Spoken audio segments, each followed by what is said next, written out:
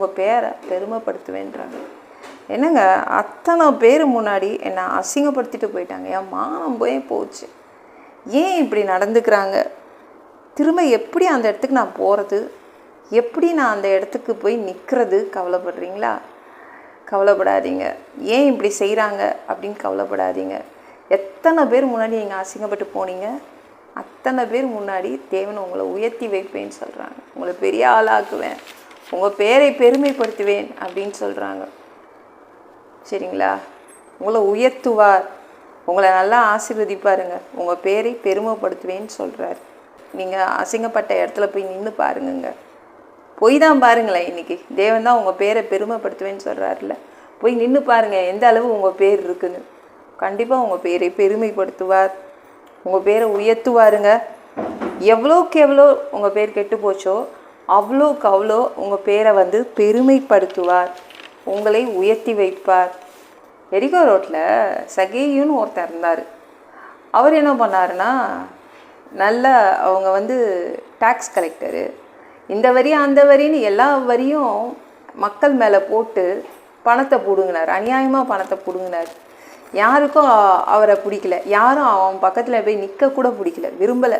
எரிகோ ரோட்டில் கூட தனியாக தான் நின்னான் சகேயு.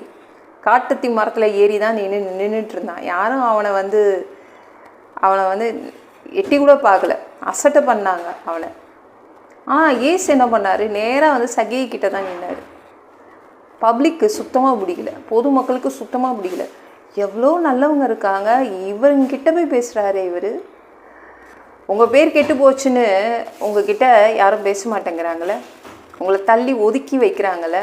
ஆனால் ஏசு உங்கள் பக்கத்தில் தான் நிற்பாருங்க. பப்ளிக்கு பிடிக்கல, பொதுமக்களுக்கு பிடிக்கல அப்படின்னு தள்ளி போக மாட்டார். உங்கள் பக்கத்தில் தான் நிற்பார். அவர் தான் நம்ம ஏசு. உங்களோடு நின்றுவார். ஏன் அவர் நின்னாருன்னா என்ன ஆகும்? நம்ம பேர் அப்படியே பெருமை அடையும். அதனால தான் உங்கள் பக்கத்தில் நிற்கிறாருங்க. உங்கள் பேரை பெருமைப்படுத்துவதற்காகவே இன்றைக்கி உங்கள் பக்கத்தில் நிற்கிறாரு. அப்படியே பெருமைப்படுத்திட்டு போயிடுவார்.